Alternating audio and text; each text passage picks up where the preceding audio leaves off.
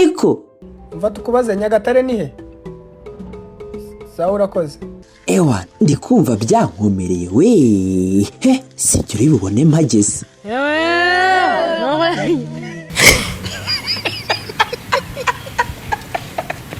nuko twinjiye imihanda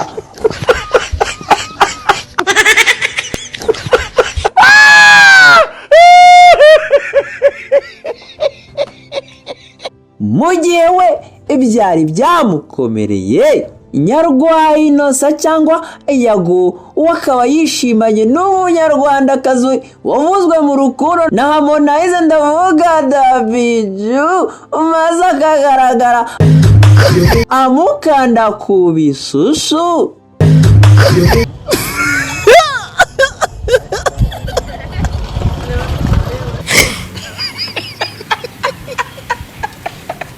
Ukibona aba bagabo se paste uzashingira abatinganye abagore bose bagira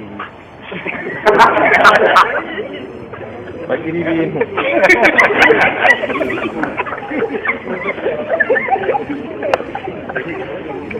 kandi nagira ngo Petero nira atazagira ukubeshya ukagira ngo yenda ufite ubusa n'ibintu urabifite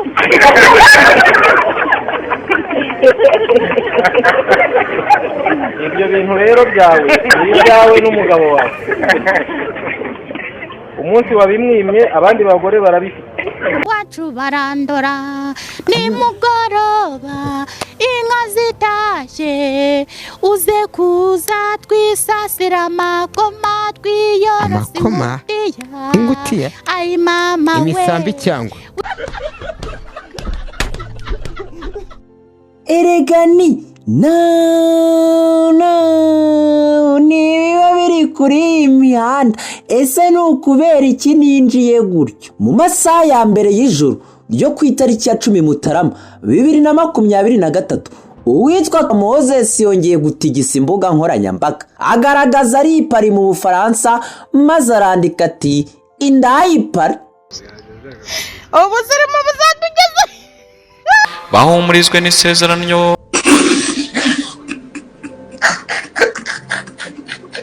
n'amagambo yanditse mu rurimi rw'igifaransa mu minota 30 gusa ubutumwa 50 wisubiza bwari burimo bugaruka kuri ya mashusho yewe bumutuka ngo gusa ntacyo bimubwiye kivya makende makati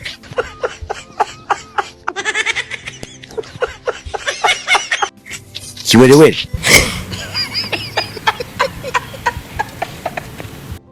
gusa nanone muri ubwo butumwa hari harimo bumushyigikiye mu gihe rero abandi ngo babwiye nka Sabati usengere cano yawe Satani afite umugambi wo kuyangisha abantu ahereye ku nshuti zawe nkoragije amacano y'ibiganiro none se Satani mwavuganye ibiganiro na comedy biratandukanye faza faka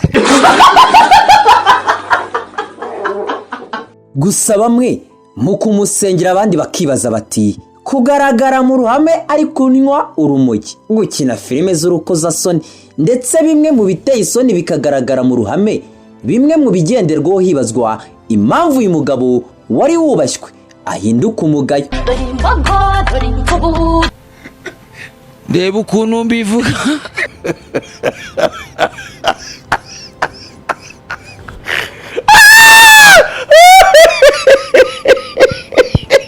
Haseno n'ubu turakibaza ibi bintu nibyo koko undi sawo ibyo bakuvugaho byose biba ari byo wana birenze nanjye ababyimba rero ndababyimbura nikomeze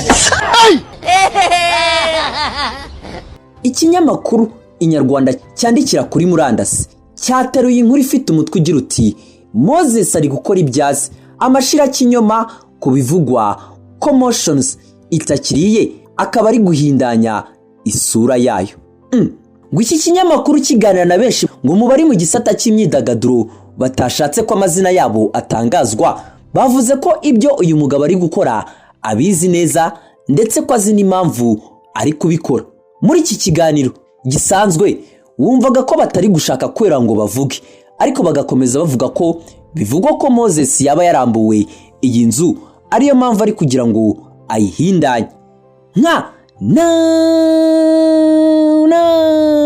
natwe tugerageza gucukumbu. Hari amakuru natwe twaje kugwaho ngo Moses yeguye ku kuba creative director aguma ari CEO, gusa na n'ubu nta gihamya gihari.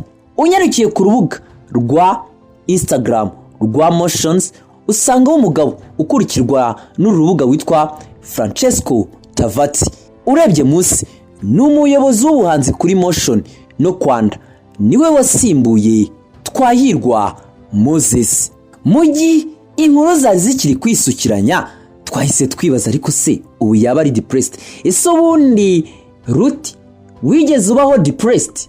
Yeah, depression azinivuyemo n'ejo bundi kuko ntago byanonyorereye cyane kuva, kuko jewe mu buzima bwanjye nkuko bajya bavuga ngo twesanga nyine I'm a bad boy with the traditional lifestyle.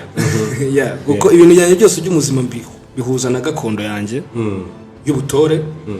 Aragasoroga cyangwa umugani bavuga ngo intimba y'intore ntiyibuza gusimba. Intimba y'intore ntiyibuza gusimba. Donc nagize intimba ndende. Hari witwa Linati kwemera ko uri indaya, ni ukuvuga ko ziriya video bazisohoye babishaka kugira ngo barebe reaction z'abantu.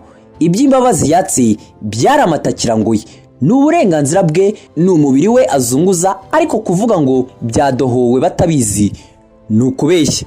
Maze uwitwa Guido ati mwigira ubwoba bw'ibi, uyu muvandimwe ashobora kuba hari ikibazo afite kuko ikigaragara cyo azi ibyo arimo gukora, yewe ni no mu buryo bwo kugira ngo yihagarareho. Gusa icyo nabwira abanyarwanda muri rusange, igihe kizababwira. Mu gihe twari tukiri muri ibyo rero uza kandi gashya. Hari uwanditse ati ariko ngo ikindi cyamamare ngo kabaye. Subhana wa ta'ala shitani se. Uwo ninde rero? Narinjira muri iyi nkuru rero neza. Ku itariki ya 2 Ugushyingo 2018 yagiye ku rubuga rwe rwa Facebook arandika ati igihe kimwe abantu bazaguca intege kuko ukoze ibyo batifuzaga ko wagakoze, gusa bo bakirengagiza ko ibyo bakora ari amahitamo yabo. Iyo bitari amahitamo yabo abenshi barabyicuza iyo bitabahiriye. Gusa nta kiza nko guhitamo ibyo abantu batishimira ariko wowe bikaguha umunezero, bikaguhesha amahoro. Ni mu butumwa burebure yanditse maze abuherekeresha ino foto iriho ikirangantego kiranga abatinganye. Maze kuri uyu munsi ashyiraho post ati album yanjye ya mbere mu nda y'isi ni cya kirangantego we. Yesu! Mbega umuzungu ufite urwasaya. Fazafaka. Biriwe ibi nibyo? You know what, in life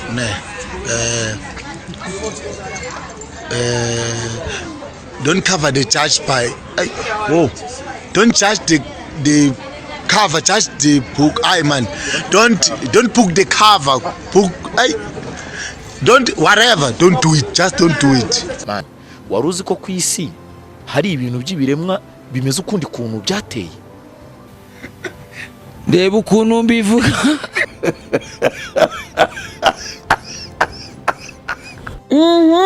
Erega ni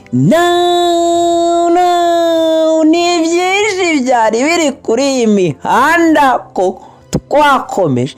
Muribuka Kenisi agira ati nawe ufite ishati ya Moshion ntabwo uzongera kuyambara, ngiye no kwitwika.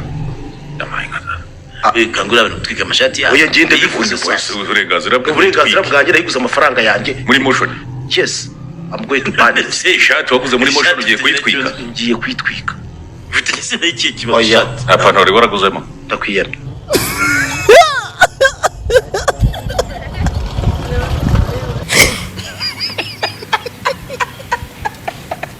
Kenisi, none se waruzi ko iyi nzu ihanga imideri ugiye gutwika imyenda yayo yashyize hanze itangazo ryo kugura imyenda bari bamaze imyaka 3 baragurishije? Uri tayari se? Nzagukurikiza papa. Nkurikiza so? Ndakubwiye nti uzakurikira papa. Ahubwo yari inshuti yanjye umugurikize. Urabizi ko yapfuye nawe nzakwica. Baye impundu.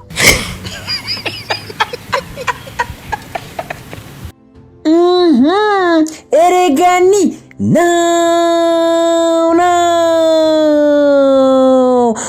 mwana we waba ufite ibikorwa byo kwamamaza uzi ko turi tayari tukagutumikira ubundi koko hagashya njye uwo gukusanyirije ibyiriwe kuri iyi mihanda amazina yanjye ni Hirwa Redemptus. Nyaboneka mukomeze muturemere mukora subscribe aho munsi, like, share na comment. Naho ku munsi w'ejo reka mbizeze ko twagarutse noneho naguhagarara.